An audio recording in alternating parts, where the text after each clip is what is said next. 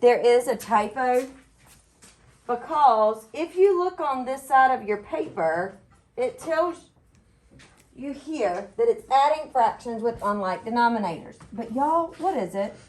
Subtraction. Subtraction. So I want you to mark out the word adding.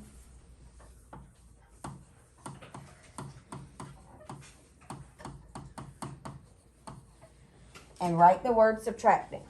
It's correct on the right side of your paper, but it is incorrect on the left side of your paper. Okay? Huh? How did you do that? It's just a typo. Those things happen. It's weird. All right, so I want you to be on the side with adding fractions that is truly adding fractions, okay? I want you to make sure your name is on there. It's the side that I asked you to write your name on. I'm going to cover up my word problems for now because I don't want to see those right now. But you don't have to worry about it because you have a sheet of notebook paper to do your work on. But I don't have a sheet of notebook paper up here, so I'm going to blank out that right side, and I'm going to use that to do my work. Because if you look here, our work is written horizontally, and I don't like it written horizontally if I've got to make equivalent fractions, okay? Since I've got to make equivalent fractions, I want them written up and down, okay? So over here to the side, and on your sheet of notebook paper, I want you to write this problem up and down.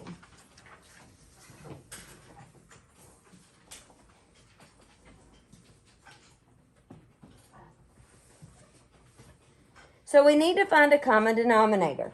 Okay, that's the first thing we have to do.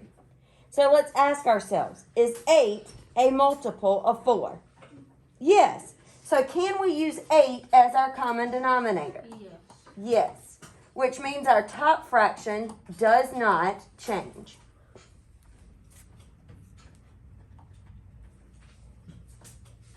Four times what is 8? So 1 times 2 is 2. Now we've got to add our numerators. 4 plus 2 is 6. And what happens to my denominator? Stays the same. Can I stop there? Can my answer be 6/8? I can simplify. What can I divide 6 and 8 by? 2. 6 divided by 2 is 3. 8 divided by 2 is 4. So what is my answer? 3/4. So over here, I'm going to write 3/4. I want you to listen to me very carefully. If you turn in this paper and all it has on it are answers, I'm going to give it back to you, okay? I'm not going to grade it if all you have on it are answers. I want to see your work, okay? Does everybody understand that? All right. Let's look at the next one. The next one is 4/6 and 1/3. So what would my common denominator be? Is 6 a multiple of 3? Yes. Yes. So my common denominator can be 6. So does my top fraction change? No. 3 times what is 6? 1 times 2 is 2. So 4 plus 2 is 6. And my denominator stays the same. Can I leave it like this? 6 out of 6 is how many? 1 whole. So my answer is 1 whole.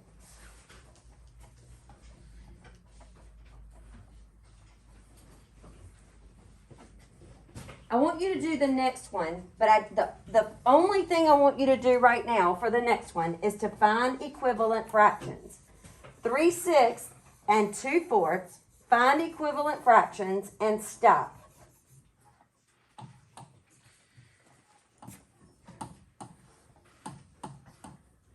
Find a common denominator and write equivalent fractions. That's all I want you to do, and stop.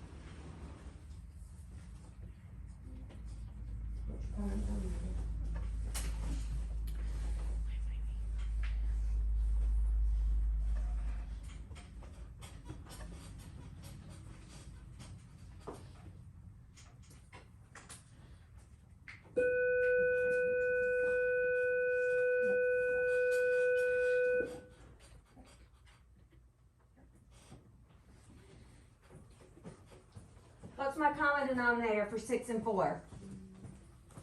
12. So, 6 times what is 12? 4. Oh, 2. 2. I'm going to go over that in just a second, okay? Because I know that yours is different. So, 3 times 2 is 6. 6. 4 times what is 12? 3. 3. 2 times 3 is 6. So if we add our numerators, 6 plus 6, we get what? 12. And my denominator stays the same. So 12/12 is how much? 1 whole. Now, I know that some of you, when I was walking around, you got a common denominator of 24 because you multiplied 6 and 4. So when you added them together, did you get 24 24s? Yes. So you get the same answer. It just might be a little bit more work, okay? All right, I want you to start the next row.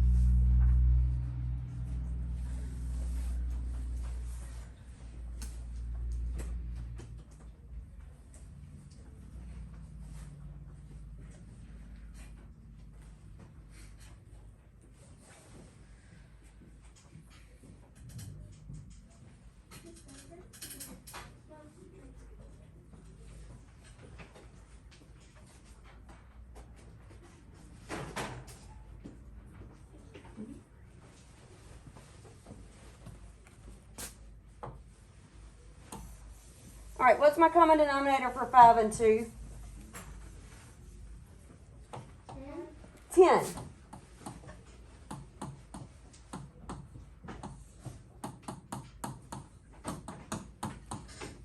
And I'm going to show you 2 different ways to do this. Yes, sir. Yes. Good Lord. 5 times what is 10? 2. 2. 1 times 2 is 2. 2 times what is 10?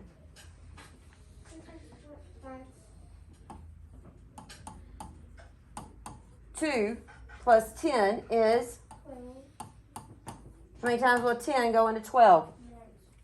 How many are left over? 2.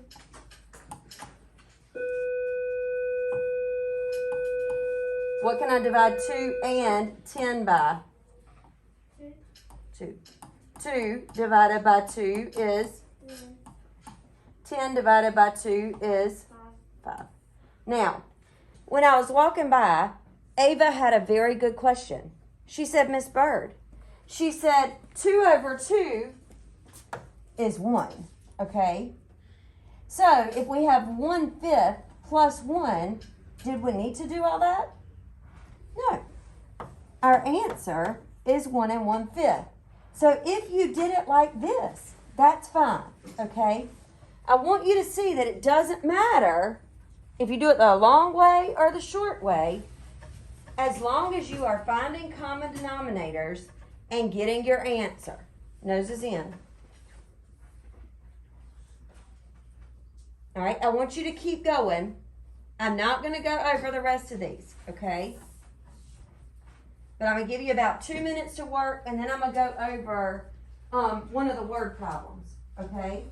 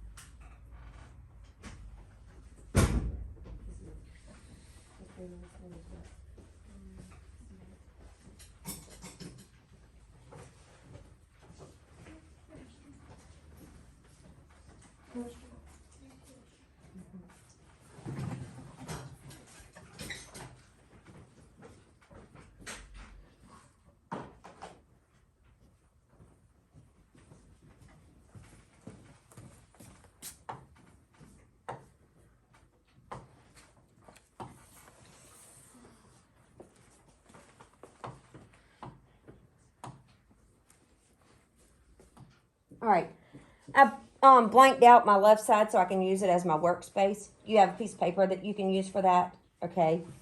All right, Trevor used 4/6 of a gallon of paint painting his bedroom walls. He used 2/8 of a gallon of paint to paint his desk. How many gallons of paint did Trevor use in all? So, in all tells us what operation are we going to do? We're going to add, okay?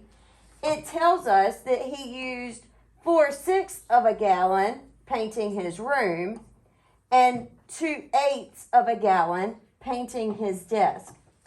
So if we're going to add those two together, I've got 4/6 plus 2/8. What step would you like to do first?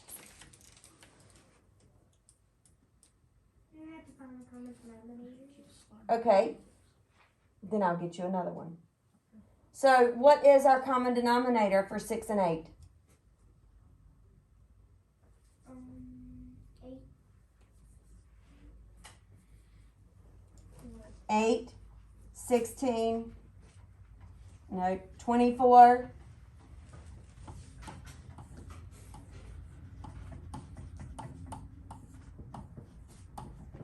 So 6 times what is 24? 4. So 4 times 4 is 16. 8 times what is 24? 30. 2 times 3 is 6. 16 plus 6 is 32. 22. Can I leave it 22 24ths? You simplify. I need to simplify. What can I divide both of those by? 2. 22 divided by 2 is 11. 24 divided by 2 is 12. Now, 11 twelfths what? We have a word problem, so we should have a label. 11 twelfths what? Gallons of paint. Gallons of paint.